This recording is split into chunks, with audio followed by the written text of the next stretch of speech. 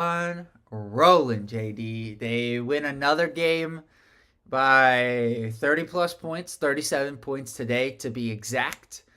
They improved upon their last matchup with Miami by 2 points.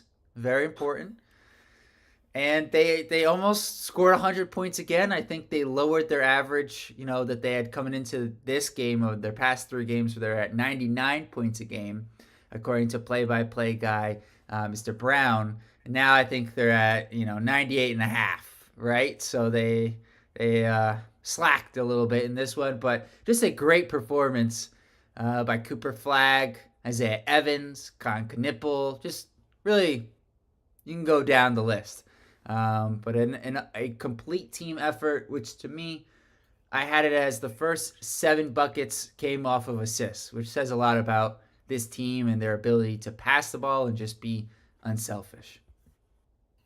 I should have stayed with my first prediction for this game, which was they would reach 100 points again and it would be a beatdown. Only I let other things that were obviously irrelevant get in the way of that. And, they're playing at a level they don't. Isaiah Evans, I don't know what to say. I'm a shooter, and I don't know what to say because that shot is not coming from high. That shot is actually coming from a catch and shoot. It's almost, it's not at the apex, it's lower down. I don't understand why people at this point, opponents are not guarding him by having their hand out so that as he starts to, and I think twice that did happen where as he started to raise it, someone got their hand on it, but I don't know. They are a juggernaut at this point with little in the way with games coming up with Florida State, maybe Wake Forest, except it's at home. And then the UNC rivalry game, maybe, except Duke's going to be up for that as well. So I think they're tuning up by saying, can we average 40 points a game and take that As into the as the ACC tournament? as the margin of victory to kind of clarify Right, that. right, right. Um, but I think I've obviously referenced Ken Palm a number of times when we do our previews, right? And the efficiency numbers that Mr. Brown was referencing as a play-by-play guy today, I didn't realize. I haven't been paying attention, I guess, the past couple of games. How Duke number one surpassed Auburn, so they're number one, and it's like the gap is widening between Duke and Auburn. And to his point, it's even better than UConn was last season, and we all know how dominant UConn was, especially from February on, where they won every game by double digits. So the Uh, go ahead. yes, but my butt is going to be the number of quad one opponents that Auburn has to play and Alabama has to play. And certainly that's going to affect efficiency. It's going to affect the margin of, yeah. So, I think to that point, it says a lot about Auburn that their net rating is that strong in the conference that they're playing in, and they're legit. Like I think I've been at times critical of Kansas, which I think at this point I could say I was right about, and yep. Kentucky. And that one is a little bit more of a mixed bag because they've certainly had some injuries, but I've never been critical of Auburn. That team is legit, and it is the matchup I am most excited for Duke. I really hope that ends up being, the national championship game. But for today, just want to try to focus on this game for a little bit longer before we leap ahead to a few other topics. The one thing I felt like early on, I guess two things. Early on, I felt like we had a few turnovers that were a little bit careless. I think we were even though we were up by a lot early, it felt like our intensity wasn't there. And this is I'm really nitpicking here, but I think this is what Coach Shire has to do to keep these guys motivated. And the second one is the offensive rebounds for Miami. I know part of it was certainly that Miami was taking a ton of long threes, which led to long rebounds, but they had 11 offensive rebounds in the first half. I think some of that was Duke's intensity defensively wasn't quite the same, and it's hard to blame them. It's a human aspect. You're going up against a Miami team that has won 2 games in conference. The last time you played them, you beat them by 35, and they haven't gotten any better. If anything, they've been worse, and they're now without their leading scorer. So I get it. It's just something that I think have to bring it up, and it's not something. And at the same time, it's not something I'm really worried about moving forward, except for that has been an area where Duke has been beat in the games that they've lost. Like I know we had our disagreement, the Clemson game, different scenario with this one, but that was one of the things that cost us in that game. The difference being about the nature of the rebound differential. Right, exactly. So take us through the stats for Duke. Yes. Let me see here. So, all right.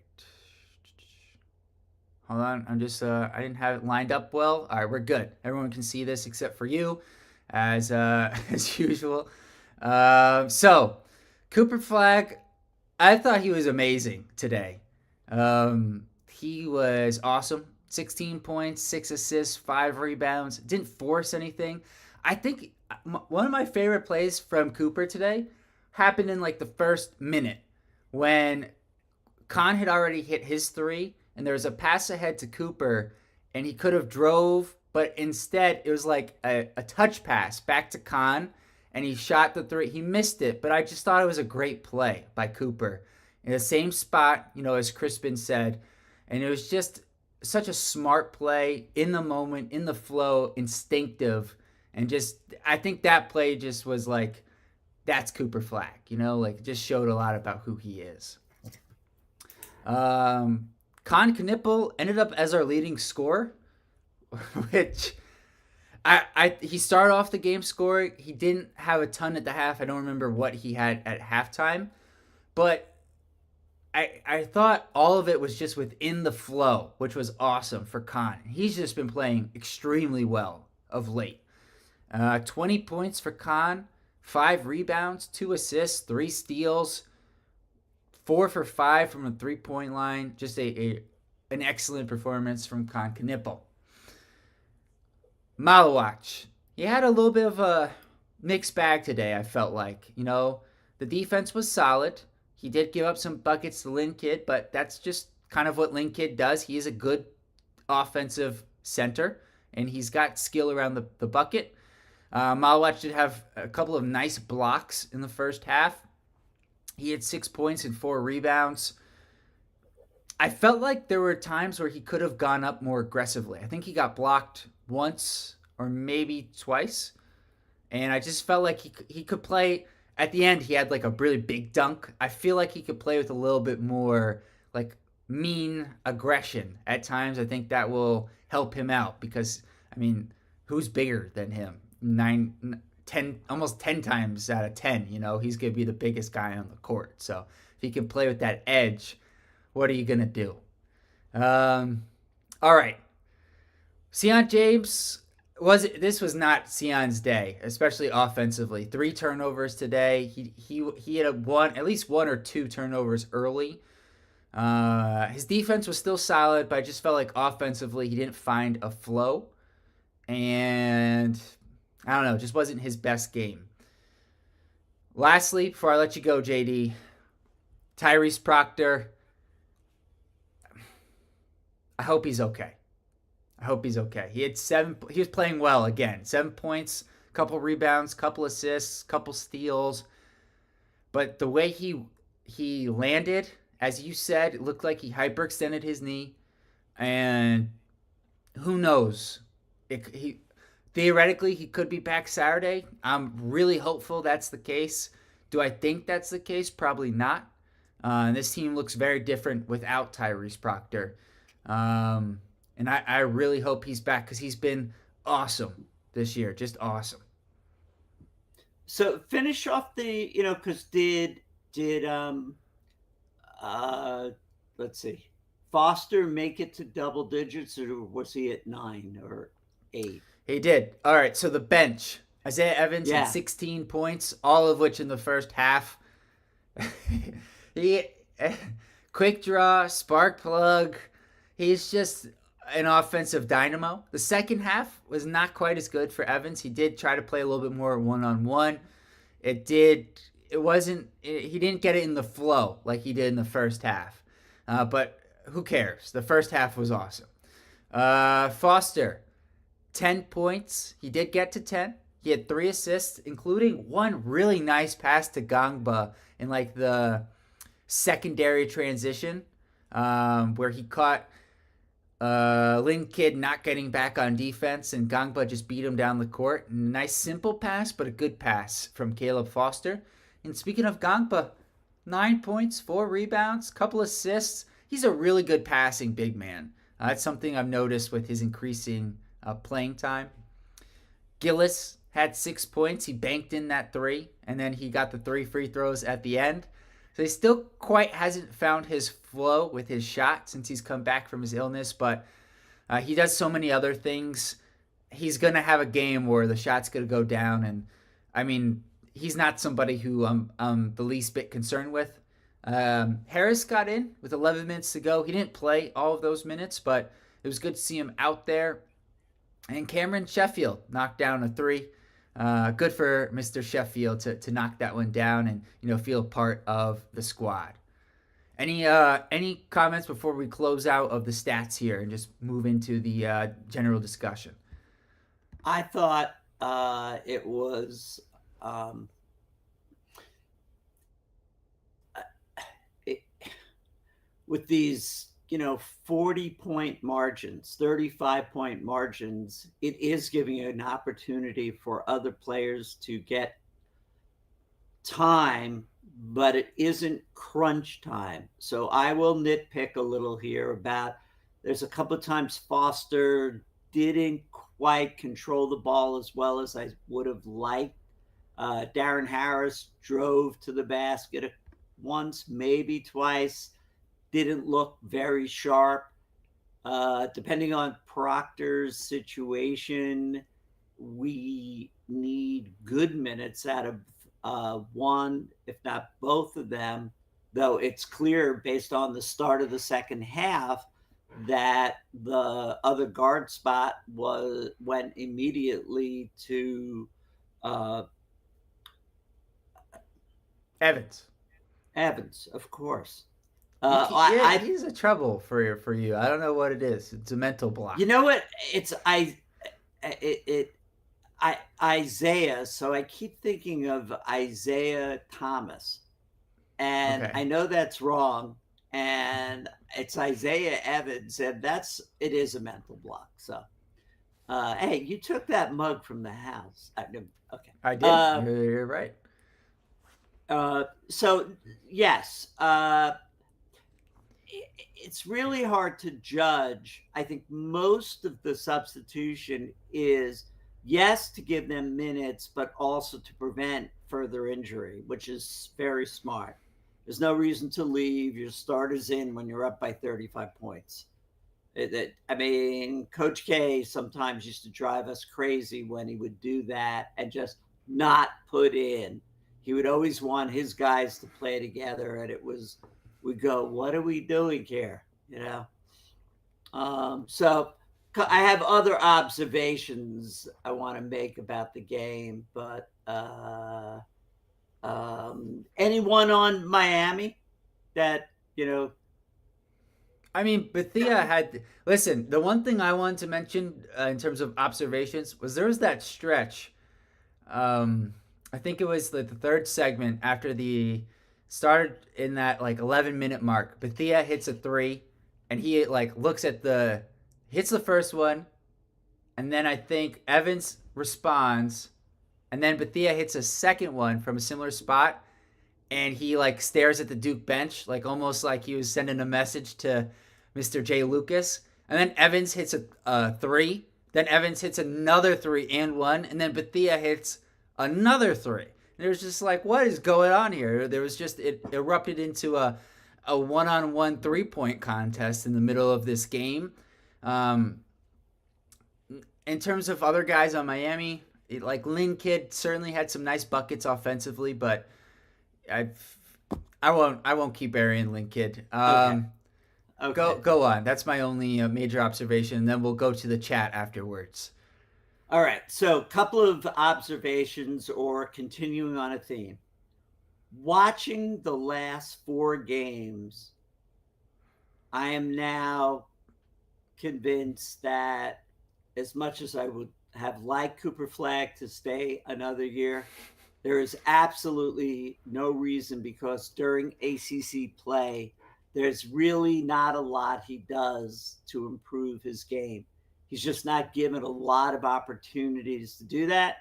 As you pointed out when we were texting each other, it's part of the reason he reclassified and left high school was to get more of a challenge. Unfortunately, even in ACC play, it's just not that challenging to him, and he has to create his own, incentive. I mean, yes, make no mistake about it, March Madness, those will be different games, but to spend a whole year where he can't really improve on what he's doing. So that's one. Two, Jay Lucas, in what had to be an awkward moment when the coaches were passing each other and everyone's shaking hands. What one quick thought on that? I was really hoping the camera would show Jay Lucas during that, but I didn't catch it. I didn't catch it either. It had to be awkward. I'm going to say Jay Lucas isn't going anywhere until the run in March Madness is over. That is not Jay Lucas. I know that he would like to be involved in the transfer portal. They'll figure out some way for him to do that. No doubt there'll be communication, but he is going to stay with Duke because the reason he is in the position to go to Miami is his entire body of work and the 3 years at Duke. So to not finish with Duke that's just not Jay Lucas, the guy that I know. I know it's a business, but so that's the second thing. Third thing is we can cross our fingers about Tyrese Proctor, but mounting injuries late in the season is not a good thing. So I'm not thrilled about that. The Boozer twins were in attendance and watching the game. Yes, they from the Miami area. I think they were sitting with Dukies, so that's a good thing. We're worried that maybe Jay Lucas will take them somehow, but they were there. So I just will note that. And I also clearly, I think there just isn't a lot of talent. So I overestimated whether this was an opportunity for the Miami team to sort of audition for Jay Lucas. They're unfortunately are in need of a rebuild the way Louisville did. And I love the comment by the announcer that to go from as bad as Louisville was to being in the top 20 and making the tournament doesn't give enough love to how good a job that was to take him there. And I am sure, knowing the little that I do about Jay Lucas, doing something like that at Miami is going to be important, whether he does it his first year or he does it his second year when he's there, because maybe he can't control everything. There's a lot to rebuild there after Jim Larinaga had been with the program seemingly forever. That I, I I did get that wrong, and that had a lot to do with why my score prediction should have been what I originally said. It would be almost a 40-point game. Our score prediction, I think I won this game between us Handily. and Lawrence Freeman won by default, I think, because he was the only one I remember who had a score prediction. So I'll make that note right now. And let's head to the chat. So, Joe M says, hope Proctor is okay. Yeah, Joe. I mean, it's tough. It's tough to say a lot right now because we just don't know. And unfortunately, because it's Duke, I don't think we'll know for a few days. Or we may not know until Saturday, really, if he's going to play.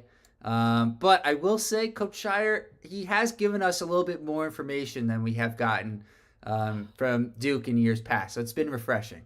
But this is what I will say is that for Duke to be the team that they have been this year, they need Tyrese Proctor. He's been so important.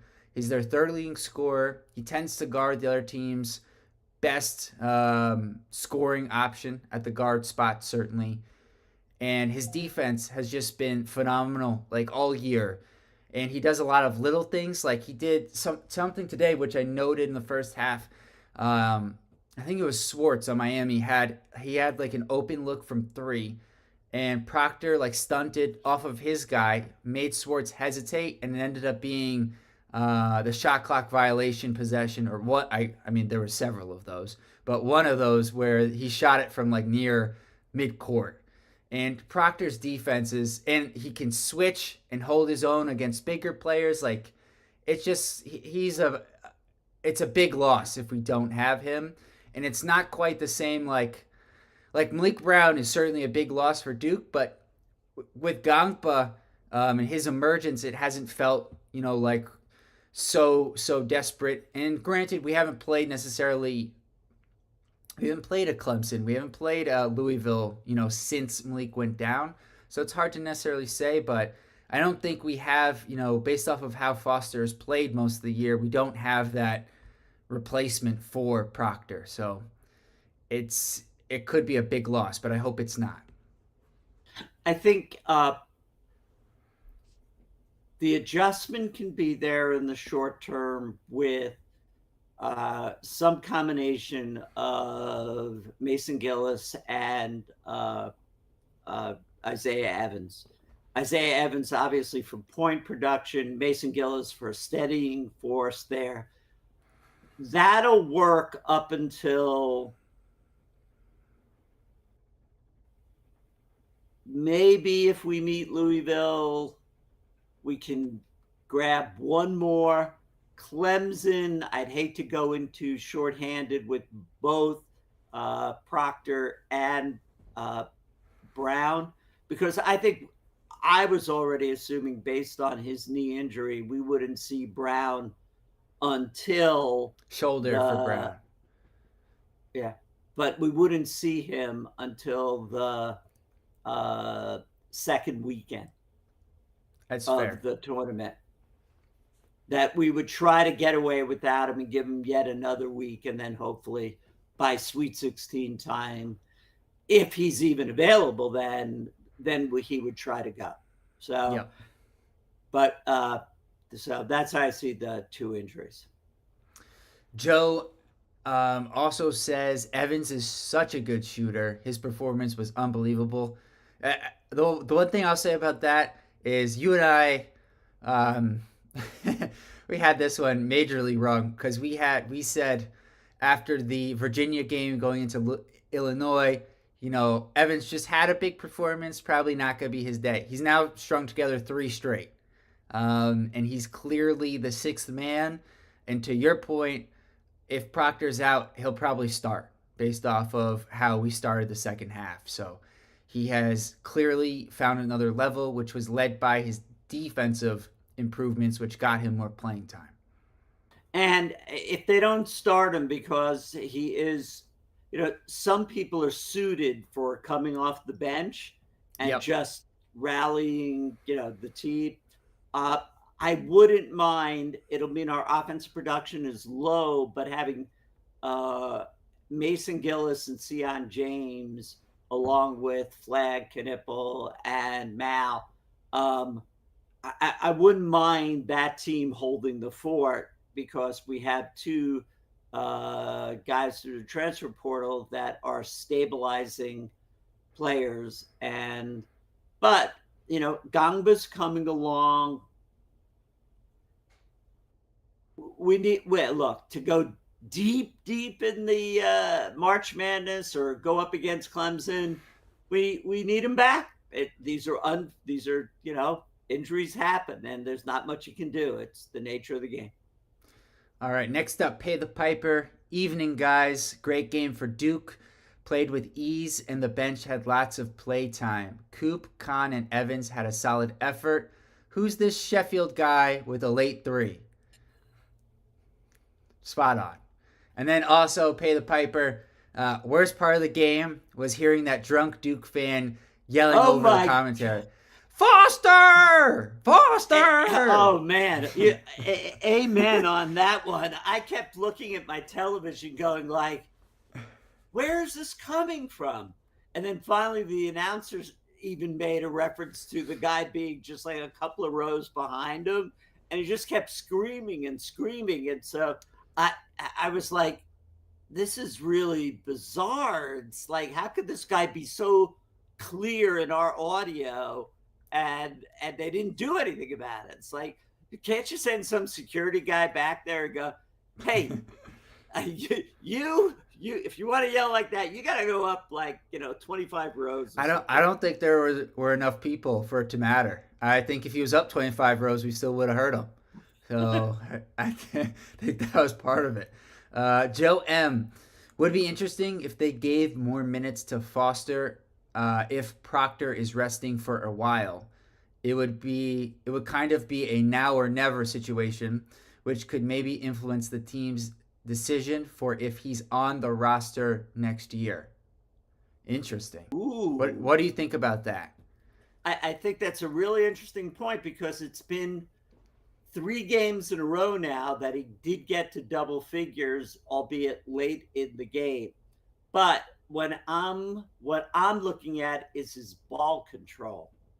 And I think by giving him extra minutes, and on the assumption that one of the Boozer twins, the point guard, is going to come in and take over as the point guard, because that's what they get by committing both of them to do. I now or never. It's a really good way to phrase it. Either you step up and you show that you can control this team or not. So now or never. I think it's a really good way to put it.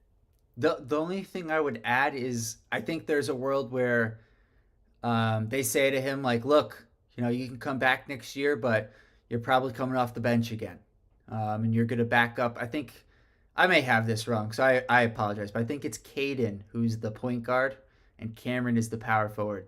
Could be wrong. And that will be his job. He'll play 8 to 10 minutes and he'll back up, Caden Boozer. So I think there's a world. In which case, hello transfer portal.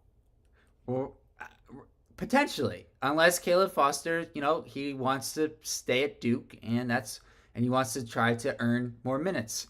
You don't know. You don't know. Now, most people, you're right, transfer portal, but we'll have to see how it plays out. All right. Pay the Piper. A bit worried to see Proctor injured. Certainly. 10 turnovers for Duke is too many, especially against this basement-dwelling Miami team, but a result of more bench playing time. Yeah, even, I mentioned they had some early turnovers. That really settled down pretty quick. I think they finished with like 4 at the end of the half, and they picked up the rest. To your point, Pay the Piper later in the game. And I also think some of it was just kind of in some ways playing down to the level of competition. Um, Not so much in the sense of uh, like playing lazily, but they didn't have, again, kind of like how I felt defensively. They didn't have that same level of like intensity, and I think that kind of bled into like Sion had 3 turnovers today. Um, which is Offensively, very very that's uncharacteristic. exactly, and like for how well he's played offensively throughout all this year, like I'm just gonna like it's not even worth really reviewing. It's just you move on to the next game because we know how steady he's been throughout the year. So I just think it was just an off night and a great night to have an off night if you're Sion James against this Miami team. Well, but to the comment, I think that they're going to go into look. Coach Shire is constantly looking for things to motivate the team. 10 turnovers against a basement dwelling team is too much. And Yep. he's going to point out each one when they go in there tomorrow or Wednesday tomorrow's Wednesday, eh, tomorrow or Thursday, I guess. They'll go into the film room and they will analyze each one and what happened because they have to. He has to find things to keep them motivated, and in keeping them motivated, it's a really good point about Foster now or never because there are 3 games here where um, if Proctor's sitting at all, along with Brown, these guys are getting minutes, and and they've got to be able to step up and show us something.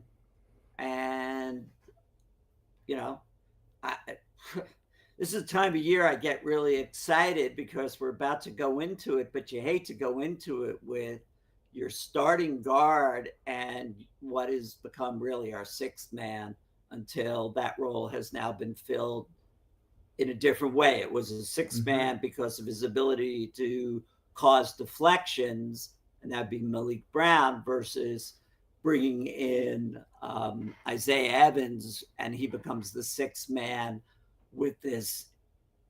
I don't know if they can, they talk about a quick release time. I don't know if they have a clock on this, like microseconds. It's unbelievable. And the only times that I think we were talking about it that he may have been a little disruptive is because the defensive player had his hand out already. And as he was starting to go into that quick shooting motion, either it was slightly deflected or he just got into his rhythm. Other than that, if he's in his rhythm, it's just unbelievable. All right, let's continue. Pay the piper. Speaking of that, the threes were dropping today. Oh no, missed one.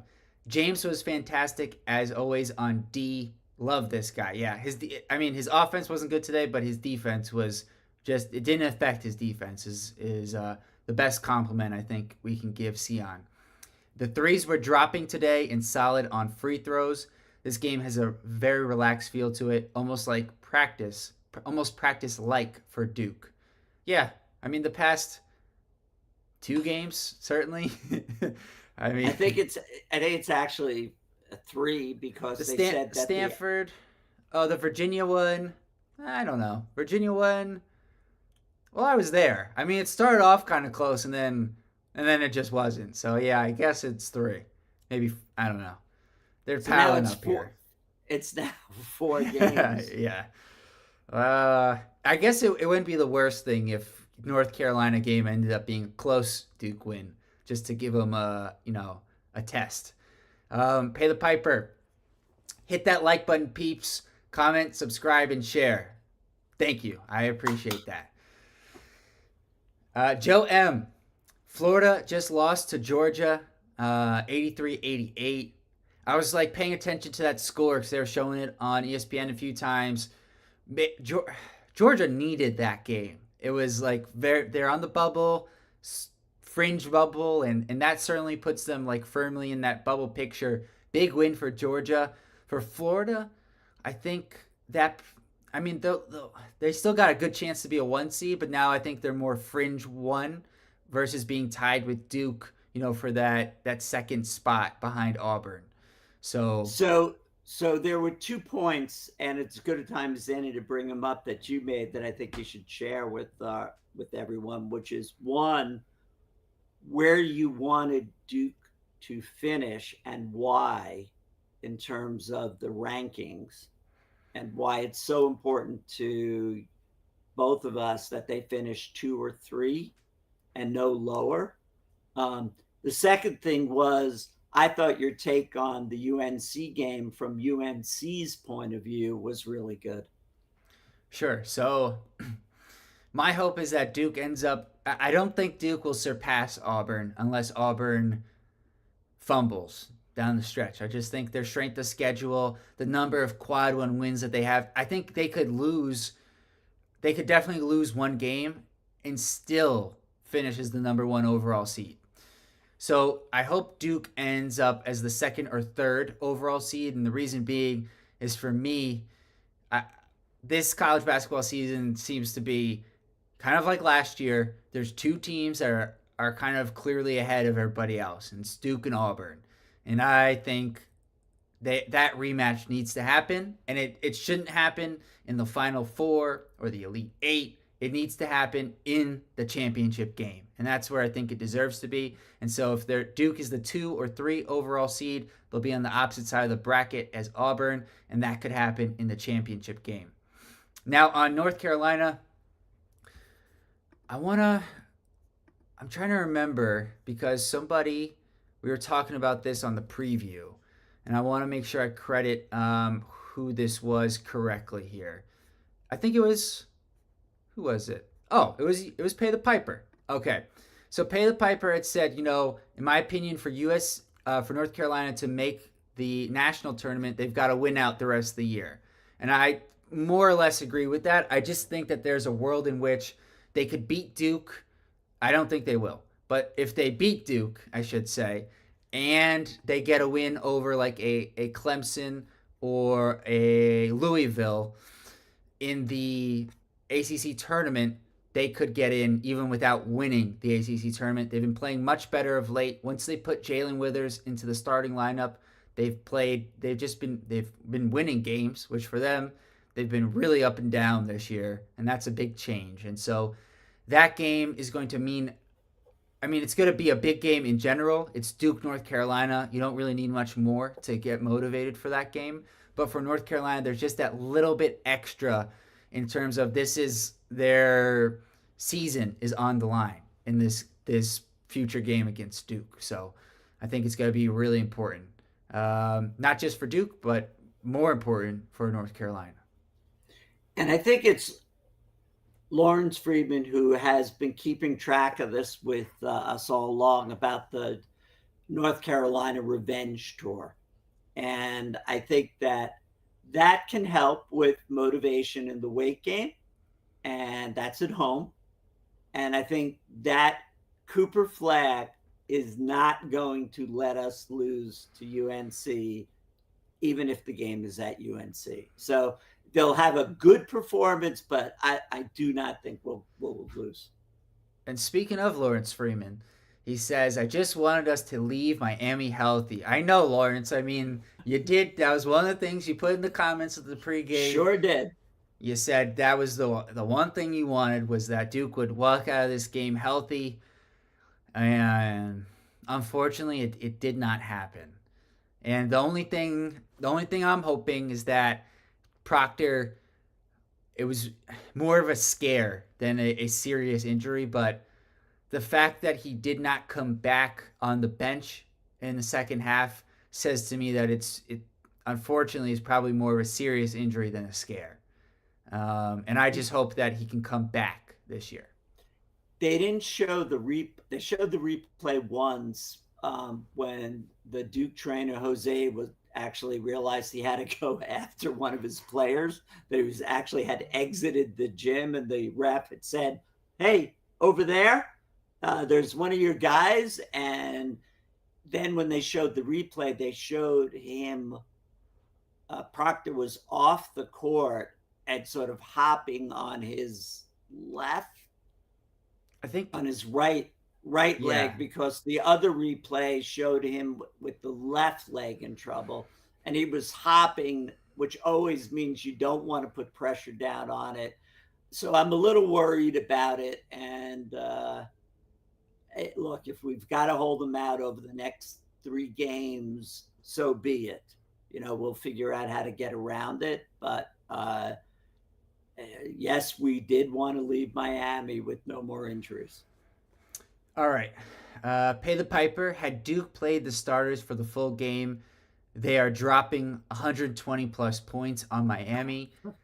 Shire does have mercy in his blood. To your point, JD, he has shown that several times this year. King Lord. Proctor injury comes at a worse time, especially since Malik Brown is also injured with his shoulder. Absolutely. Pay the Piper. Looking forward to a healthy Duke team, except Brown, in time for UNC next Saturday. I can't believe that game's coming up next Saturday. It feels like this season has kind of flown by, but man, Friday is March 1st. Friday's March 1st. We play, I think, Florida State this Saturday, and then to pay the Piper's point, North Carolina the following Saturday. King Lord, early reports say Malik Brown could be back this Saturday, and Pay the Piper says, Wait, I got that wrong again. It's Saturday. I want to correct myself there. It's Saturday. March 1st is Saturday. Oh, okay. Well, thank you. And Pay the Piper also says they shouldn't rush Malik back. No. That's interesting. I haven't seen the reports on Malik could be back this Saturday, but typically you guys are ahead of me on that, and then I go find out. So that would be awesome if he is going to be back for Saturday. It'll be interesting to see, based off of how Gangba has played, if Coach Shire will experiment more with playing Brown and Gangba, or Brown and Malawach, because with the way Gangba's played, like I don't think you can completely take him out of the rotation. I think he deserves to get some playing time. I know it's tough trying to figure out how to play the two bigs, because none of the three of them can consistently hit a three right now, and so it makes the spacing a little bit cramped on offense. But I think it's worth a shot defensively. Well, and on defense, you move Mal up to the foul line, and no, you move Brown up to the foul line, and let Mal play underneath, and they can figure it out. Oh, defensively, it's a problem for the other team, but offensively, it could be a small problem for Duke just because the spacing's a little bit off. When it gets to March Madness, if our defense can hold them to the opponents to, 60 or lower, and we win by 10, and our offense isn't getting as many opportunities, that's just fine with me. Oh, I don't care. I don't care if we win 61-60. It doesn't matter to me. Those are just wins. They all count the same. We're looking for a W. That's right. And as Pay the Piper says, the madness will be here before we know it. My favorite time of the year. Mine too. I especially those first 2 days of March Madness. I don't think anything's better. You've got games every 15 minutes. There's buzzer beaters. There's upsets.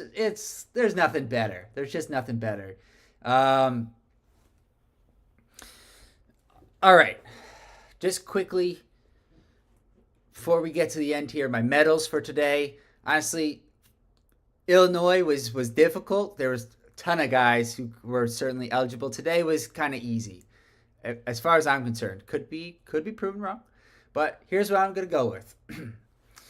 Gold medal, Cooper Flagg. I think he was awesome today. I know we left him off the podium last time. You could have him on the podium every time, but today I think he was great. Silver, I'm going Isaiah Evans. I thought, especially his first half production with the three was great. And his shooting is it's kind of otherworldly. To your point, his release is so fast. And the bronze is Kon Knueppel, who was really good, and he ended up being our leading scorer. Just a lot of it was in the second half. But it really doesn't. You could rearrange the order of those three guys, and I won't quibble with you. But I think those three guys deserve to be on the podium today. The only thing I would have rearranged, maybe, subject to debating it, which is half the fun of giving out the awards, is that I think that is Flagg would have gotten from me no lower than silver. I may have given Isaiah the gold only because it just ripped the heart out of any effort. I mean, it was like, what do we do? If this guy is going to just shoot like this, what do we do? I agree. The only reason that I was thinking initially Isaiah is the gold, and I'll tell you, a little behind the scenes into my thought process here, was I felt like their offensive production kind of ended up being similar, but to your point, Evans was certainly more soul crushing. But Cooper's impact, as we all know, with everything else he does, I just felt like gave him the nod for the gold. And I kind of, in some ways feel bad for Cooper because he's graded on a curve compared to everyone else. It's a little bit it's a little bit different. So that's I don't think we have to worry because I don't think his number one status, unless something is shown in the head-to-head matchup with Broom, if it comes down to that, does that number one status for the draft? Oh, that you could put that in Sharpie, as they like to say, of March Madness. That is a lock. He's number one pick. Just yeah, at the start of the season it wasn't, but now there's no doubt. There's just absolutely no doubt he's going to go number one. All right, a couple more guys in the chat, and then we'll wrap up the show here. So Pay the Piper, great post-game, guys. Looking forward to post-game Saturday. Looking forward to having you back, Pay the Piper, for the post-game Saturday. We play at, let's see, what time will that game be? 1 second. I'm trying to pull that up here. 7 o'clock. So 7 o'clock. Yep. So it should be similar time today, or tonight, I should say, around a little after 9 p.m. for the post game. And our last comment is from Brody Swing. The guy yelling at the top of his lungs all game gets the gold. That's a good comment. I mean, hey, listen, nobody put in a full 40 minutes like he did. Lots of guys on Duke got rest today, but he did not. He was consistent throughout the whole game, and he didn't know who Cameron Sheffield was, but he was yelling for him too.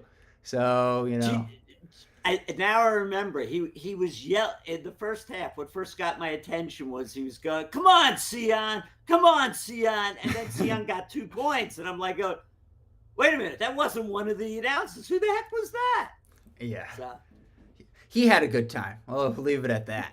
I don't know if the people around him did, but we'll see you guys for the preview show for the game against Florida State. That will drop Thursday. And then, as always, the post game after the game, immediately after the game against Florida State. Make sure to drop your comments. Please like this video, subscribe to the channel if you haven't already done so, and share it with your Duke basketball friends.